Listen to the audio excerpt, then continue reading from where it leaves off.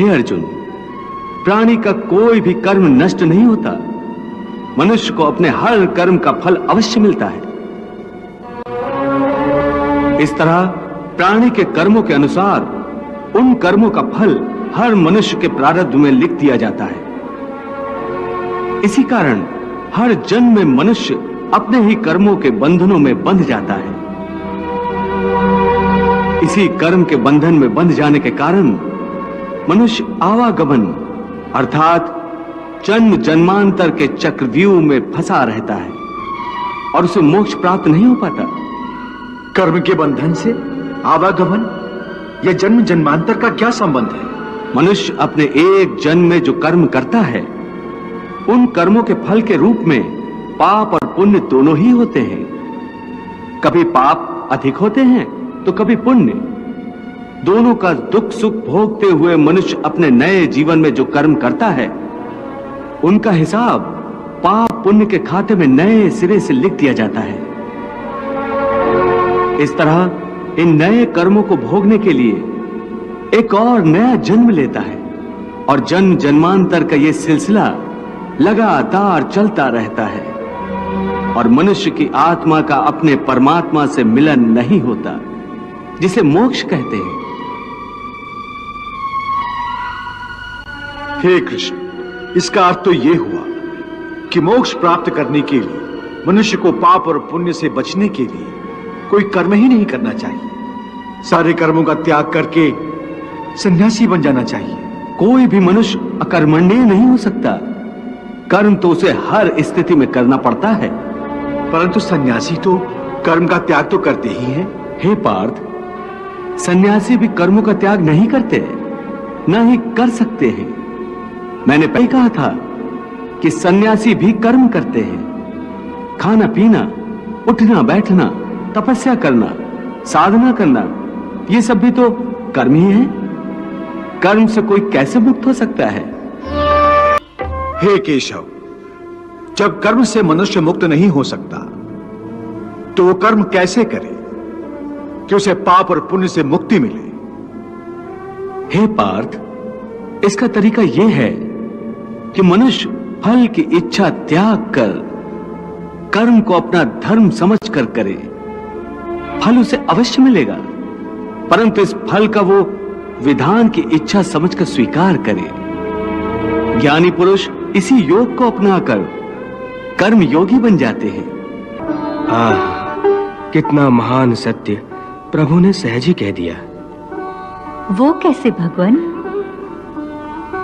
देवी, समस्त भय, चिंता, कलेश के मूल में आसक्ति होती है। कर्म योग फल की आसक्ति का त्याग करने को कहता है, अर्थात निष्काम होकर कर्म करने को कहता है। इससे मनुष्य को क्या लाभ होता है भगवान? लाभ यही है देवी कि कर्म योग चित्त को शुद्ध और भयमुक्त कर देता है। देवी, भयमुक्त होकर ही मनुष्य जीवन को आनंद में बिता सकता है। अर्जुन को प्रभु यही रहस्य समझा रहे हैं। हे अर्जुन, तुम इंद्रलोक दिव्यास्त्र पाने के लिए गए थे, तब उर्वशी के मोहजाल में नहीं फंसे थे। उर्वशी से मोहित नहीं हुए थे, क्योंकि उस समय तुम्हारा मन निरासक्त था। मैं तो यहाँ अपने अतिथि की सेवा में अपने आप को समर्पित करने आई हूँ। नहीं नहीं, ये धर्म नहीं है, ये तो अधर्म है, पाप है। हे अप्सरा, मेरे लिए हर वो स्त्री जो मेरे विवाह बंधन में नहीं बंधी आदरणीय है, देवी और माता समान है। तो क्या पृथ्वी लोक का यही धर्म है कि पुरुष एक कामातुर स्त्री की प्रेम याचना को निर्दयता से ठुकरा दे? परंतु देवी, आपका मेरा रिश्ता एक स्त्री पुरुष का नहीं है, बल्कि धर्म और इंद्रलोक के नियमानुसार भी आप मेरी माता हैं। परंतु आज कैसे विचलित हो गए हो?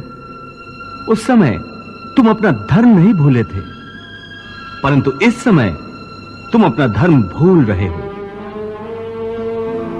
इसका कारण जानना चाहोगे? हाँ केशव, तुम्हारा मन तुम्हारे काबू में नहीं है, क्योंकि तुमने कर्म योग नहीं अपनाया। क्या कहा? कर्म योग से मन काबू में रहता है? हां अर्जुन, कर्मयोग के कारण कर्मयोगी का मन इधर उधर भटकता नहीं है। कर्मयोगी की बुद्धि स्थिर हो जाती है। जिस प्रकार पत्थर के एक मजबूत चट्टान को नदी की तूफानी लहरें भी